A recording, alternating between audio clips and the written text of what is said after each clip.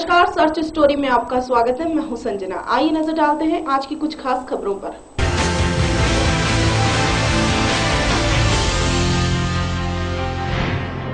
प्रतिभा किसी की मोहताज नहीं होती, बस हौसला होना चाहिए कुछ कर गुजरने का। हम आपको ले चलते हैं फिरोजाबाद शहर के शिकोहाबाद में, जहां दोनों हाथों से अपाहिज इस बालक ने कुदरत को भी ठेंगा दिखा दिया। प्रतिभा किसी की मोहताज नहीं होती, बस हौसला होना चाहिए कुछ कर गुजरने का। इरादे बुलंद हो तो तकदीर भी बदल जाती है। ऐसा कर दिखाया है उत्तर प्रदेश के फिरोजाबाद में एक अपाहिज बालक ने। आइए हम आपको ले चलते हैं फिरोजाबाद के शहर शिकोहाबाद में, जहां दोनों हाथों से अपाहिज इस बालक ने कुदरत को भी ठेंगा दिखा दिया है। सलाम है इसके हौसले को। दोनों हाथ न होने के बाद भी अजय अपने कामों को बखूबी अंजाम देता है। कुदरत ने तो इसके दोनों हाथ नहीं दिए, लेकिन ये फिर भी अपनी इस हालत से मायूस नहीं है। देखने में तो पूरी दुनिया अजय को विकलांग ही कहेगी, लेकिन वहीं प्रदेश सरकार की नजर में ये विकलांग नहीं है। गरीबों के हित में तमाम योजनाओं को संचालित करने वाली प्रदेश सरकार के पास इसके लिए कोई ऐसी योजना नहीं जिससे इस बालक को कोई लाभ हो। विकलांग पेंशन पाने का हकदार ये बालक अब जिला मुख्यालय के चक्कर काट कर घर बैठ गया है। इसका कहना है कि अधिकारियों को रिश्वत न दो तो कोई काम नहीं हो सकता। दोनों हाथों से अपाहिज ये बालक अब सरकार को और जिला प्रशासन को ही कोसता रहता है। जिस दिन इस बालक ने जन्म लिया उसी दिन से इसकी माँ इसकी किस्मत को कोसने लगी थी। अजय का भाई और एक बहन है, दोनों की शादी हो चुकी है। अब घर में अजय ही सबसे छोटा है। पिता रमेश चंद्र शर्मा की अकाल मौत हो जाने के कारण लकड़ी की दुकान पर अपने भाई के काम में भी मदद करता है। देखा जाए तो ये बालक अधिकांश काम अपने आप ही कर लेता है, लेकिन कुछ काम नहीं कर पाता। उसमें इसकी माँ मदद करती है। तकदीर को चुनौती मानते हुए उसका डट कर मुकाबला करता है। वैसे ये बालक सत्य जानू बाबा स्मारक महाविद्यालय में बीएससी द्वितीय वर्ष का छात्र भी है। महाविद्यालय के प्राचार्य डॉक्टर राम कैलाश यादव की ओर से इसकी पढ़ाई का पूरा खर्चा महाविद्यालय की ओर से मुफ्त है। यहाँ तक कि बस में आना जाना तथा कॉपी किताबें, कॉलेज में पढ़ाई जाने वाली ट्यूशन का चार्ज भी नहीं लिया जाता है। अजय इस कॉलेज में 8-9 साल से पढ़ाई कर रहा है। वैसे साइकिल से स्कूल जाना और साइकिल से ही घर आना इसके लिए कोई मुश्किल काम नहीं है। वहीं प्रदेश सरकार की बात करें तो उसके पास इस विकलांग बच्चे के लिए कोई ऐसी योजना नहीं है जिससे कि इसको कोई लाभ हो। वैसे जिला पिछड़ा वर्ग कल्याण अधिकारी तपस्वी लाल को मीडिया द्वारा इसकी जानकारी दी गई तो उनका कहना था कि ये मामला मेरी जानकारी में ही नहीं था, लेकिन अब मुझे जानकारी हुई है तो उसको सरकार की उस हर योजना का लाभ दिया जाएगा जिसका ये हकदार है। अब देखना यह है कि अधिकारी कब कुंभकर्ण की नींद से जागेंगे। जैसा भगवान ने दिया तैसा अच्छा ही है, बढ़िया है। अपन दवा भगवान ने तो अच्छा ही है। जो बता वो काम कर लेता है, साइकिल ट्यूशन पढ़ने जाता है, साइकिल चला के ले जाता है बाजार में। वो पढ़ रहा है, लिख रहा है, अपना दिमाग लगा रहा है। नहीं सो कुछ नहीं, इसके दिल पे ने दर्द उठता है तो बंद है। हमारी 4 स्कीमें हैं। 4 स्कीमों में विकलांग पेंशन है, विकलांग मुखंड सहायता योजना है, विकलांग शादी अनुदान की सहायता है और उनको फ्री पास की सुविधा है। कहीं आने जाने के लिए रोडवेज बसों में फ्री पास की सुविधा है। ये 4 स्कीमें फिलहाल चल रही हैं। 8,340 लोग विकलांग पेंशन हैं जो वर्तमान में पा रहे हैं। 600 लोग लाइन में हैं जिनका अंडर प्रोसेस है, वो 1.5 रुपये उनको पेंशन मिल जाएगी नवीन है। इसके अलावा शादी बीमारी का अनुदान है। जो कोई भी व्यक्ति शादी करता है विकलांग से विकलांग में तो उसमें 15,000 और 20,000 दो तरह की सहायताएँ हैं। अगर महिला विकलांग है तो उसको 20,000 की सहायता मिलेगी, पुरुष विकलांग है तो 15,000 सहायता मिलेगी, बशर्ते वो इनकम टैक्स पे ही न हो।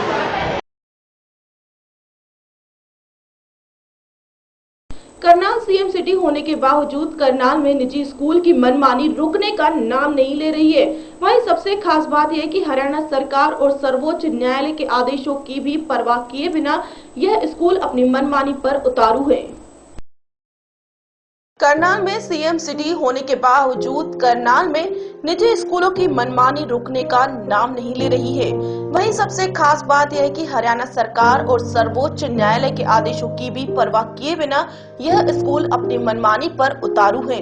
करनाल में निजी स्कूल की मनमानी का ताजा मामला तो आज तक सामने आता रहा है, जब अभिभावक एकता संघ के बैनर के नीचे पिछले काफी लंबे समय से निजी स्कूल की मनमानी के खिलाफ लड़ाई लड़ रहे हैं। सभी अभिभावकों के स्कूल में पढ़ने वाले सभी बच्चों के sector 7 school Dayal Singh school में नाम काट दिए गए और बच्चों को स्कूल से बाहर निकाल दिया गया, जिसके बाद सभी अभिभावक अपने बच्चों के साथ जिला सचिवालय प्रशासनिक अधिकारियों से मिलने पहुंचे, जहां पहले तो करनाल उपायुक्त ने उनसे मिलने से मना कर दिया, जिसके बाद उन्होंने करनाल के एसडीएम राजीव मेहता से न्याय की गुहार लगाई, लेकिन एसडीएम ने भी स्कूल के खिलाफ कोई सख्त कार्रवाई करने से साफ साफ मना कर दिया, जिसके बाद अभिभावकों ने जिला सचिवालय में ही अपने बच्चों के साथ नीचे बैठकर धरना शुरू कर दिया।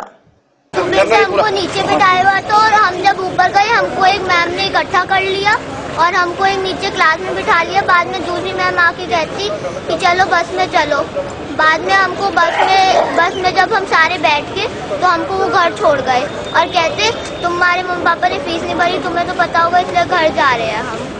वो ऐसे बोलने लगे और हमको घर छोड़ दिया। हमको घर तक छोड़ने आए थे। तो आप पढ़ना चाहते हो? कितने साल की होती है बच्चों को? क्या कहोगे आप डीसी साहब से?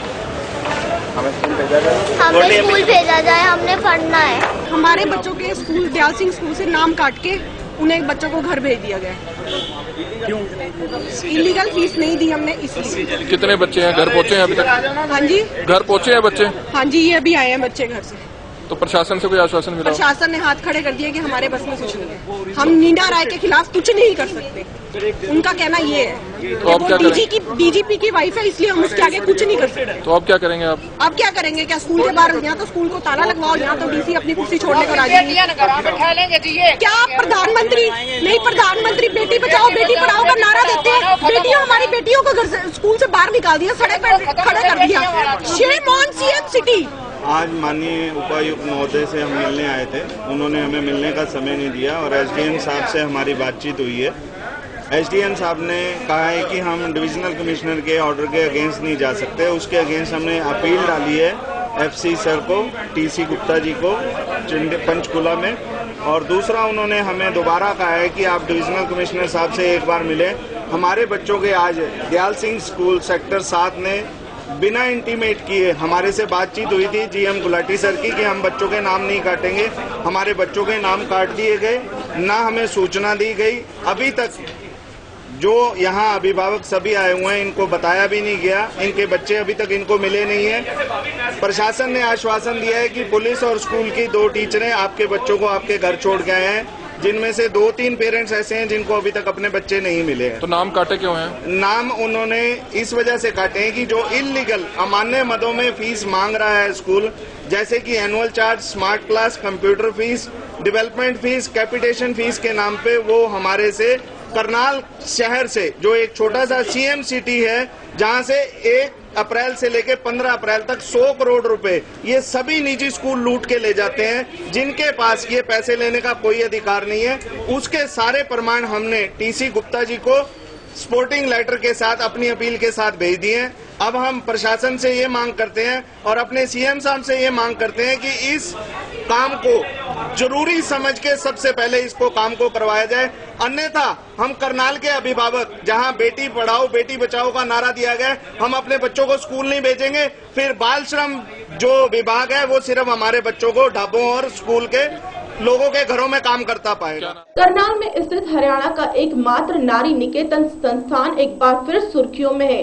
तड़के करनाल में स्थित नारी निकेतन संस्थान की 2 लड़कियां संस्थान की दीवार फांदकर फरार हो गई, जिसके बाद संस्थान की महिला कर्मचारी ने इसकी सूचना संस्थान प्रबंधन और पुलिस को दी। करनाल में स्थित हरियाणा का एकमात्र नारी निकेतन संस्थान एक बार फिर सुर्खियों में है। तड़के करनाल में स्थित नारी निकेतन संस्थान की 2 लड़कियां संस्थान से दीवार फांदकर फरार हो गई, जिसके बाद संस्थान की महिला कर्मचारी ने इसकी सूचना संस्थान प्रबंधन और पुलिस को दी। सूचना मिलते ही पुलिस मौके पर पहुंची, घेराबंदी कर लड़की की तलाश शुरू कर दी है। मिली जानकारी के अनुसार फरार हुई दोनों लड़कियां अलग अलग मामलों में फतेहाबाद और अंबाला कोर्ट के आदेश पर पिछले महीने ही यहां लाई गई थी। गौरतलब है कि करनाल में स्थित हरियाणा के एकमात्र नारी निकेतन निकेतन संस्थान में प्रदेश व दूसरे राज्यों से ऐसी लड़कियां कोर्ट के आदेश पर रखी जाती हैं, जिसमें ज्यादातर ट्रैफिकिंग का शिकार होती हैं या प्रेम प्रसंग के चलते घर से भाग जाती हैं। यह कोई ऐसा पहला मामला नहीं है जब यहां से लड़कियां फरार हुई हो। 2 वर्ष पहले भी जून के महीने में संस्थान से दीवार फांदकर 3 लड़कियां फरार हो गई थी। हालांकि अगले ही दिन तीनों लड़कियों को पुलिस ने बरामद कर लिया था।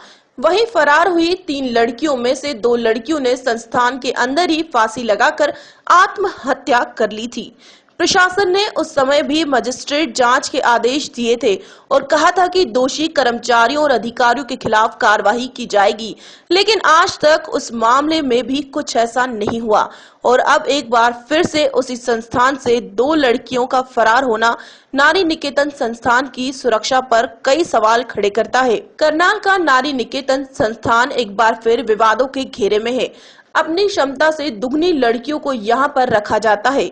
इसमें केवल 25 से 30 लड़कियों की ही जगह है, जबकि इसमें 60 से 70 के लगभग लड़कियां रखी जाती हैं। जानवरों की तरह रखी गई ये लड़कियां हर रोज गर्मी और सर्दी से परेशान रहती हैं, जिस कारण यहाँ से लड़कियां भागने की सोचती रहती हैं। आपको बता दें कि कई बार संस्था में रहने वाली लड़कियां खूब हंगामा कर चुकी हैं। यहाँ तक कि कई वर्ष पहले नारी निकेतन की सभी खिड़कियां और शीशे भी लड़कियों ने तोड़ दिए थे। उस दौरान भी यह मामला सामने आया था कि 25 से 30 लड़कियों की रहने की जगह में ठूस कर 60 से 70 लड़कियां रखी जाती हैं। उसके बाद भी कई मामले ऐसे सामने आते रहे हैं, लेकिन अब भी वही समस्या ज्यों की त्यों ही है। आज भी इस सारी घटना की जानकारी जिला प्रशासन को बहुत देर से लगी, जिससे जिला प्रशासन में हड़कंप मच गया और पुलिस अधिकारी नारी निकेतन पहुंचे। फिलहाल पुलिस को इन लड़कियों की शिकायत दी गई है और पुलिस ने रिपोर्ट दर्ज कर फरार हुई लड़कियों की तलाश शुरू कर दी है और सारे मामले की पुलिस गहनता से जांच कर रही है। यह नारी निकेतन सीधा सरकार के अधीन होता है और इस संस्थान से उन लड़कियों का फरार होना उन्हें यहाँ कड़ी सुरक्षा में रखा जाता है और यहाँ की सुरक्षा व्यवस्था की पोल खुलता है। अभी हमें टेलीफोन से सूचना मिली है, नारी निकेतन जो करनाल पुलिस लाइन के साथ है, पता लगा कि 2 लड़की दीवार फांद के भाग गई है। उसकी जांच कर रहे हैं। जांच के बाद जो भी कार्रवाई होगी हम कार्रवाई करेंगे। कहाँ की रहने वाली थी सर? एक फतेहाबाद एरिया की है, एक अम्बड़ाकैंड से यूपी की रहने वाली है। तो किन मामलों में आई थी सर? एक क्रिमिनल केस में है, दोनों लड़के क्रिमिनल केस में है। उसकी जांच कर रहे हैं। जांच में जो भी पाया जाएगा। तो सर कब की सूचना थी? आज सुबह टेलीफोन में। तो कुछ सिक्योरिटी गार्ड सीसीटीवी कैमरे हैं? वो तो अभी जांच कर रहे हैं, देख रहे हैं। तो अंदाजे कितने टाइम पहले आई थी सर? अभी घंटा पहले मिली मेरे को खबर, जांच कर रहे हैं। करनाल से राम कुमार शर्मा। खबरों में रोकेंगे हम एक छोटे से ब्रेक के लिए। ब्रेक के बाद भी खबरों का सिलसिला यूं ही बना रहेगा। नीलम फॉर्म एंड डेवलपर्स कई प्रोजेक्टों की सफलता के बाद अब आपके लिए लेकर आए हैं रिमझिम फॉर्म, गार्डन, स्विमिंग पूल व फार्म हाउस। 9 लाख से लेकर 25 लाख तक आपके सपनों का घर महज न्यू मार्केट से 10 मिनट की दूरी पर रातीबड़ के समीप। तो आज ही संपर्क करें 9893894536, 8989005336, 9754584645। नीलम फॉर्म एंड डेवलपर्स। असम के पहाड़िया जिला पूरी तरह बंद रहा। ये बंद कार्बी आंगलोंग जिले के ही उग्रवादी संगठन KPLT ने किया था। सूत्रों से मिली जानकारी के मुताबिक बीते कई दिनों पहले एक KPLT उग्रवादी की मौत हो गई थी। असम के पहाड़िया जिला पूरी तरह से बंद रहे। ये बंद कार्बी आंगलोंग जिला के उग्रवादी संगठन KPLT ने किया था। सूत्रों से मिली जानकारी के मुताबिक बीते कई दिनों पहले एक KPLT उग्रवादी की मौत हो गई थी। इसी को लेकर उग्रवादी संगठन KPLT ने पूरे जिले को बंद करने की घोषणा की थी। गौरतलब है कि इस बंद से पहाड़ों में रहने वाले लोगों को काफी मुश्किलें झेलनी पड़ी। जिले भर में बैंक समेत सभी सरकारी गैर सरकारी दफ्तर पूरी तरह से बंद दिखाई दिए।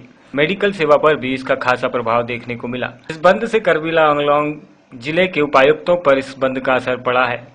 फिर इस समस्या को यूं ही कार्बी आंगलोंग में रहने वाले लोगों को दोबारा 2-4 होना पड़ेगा।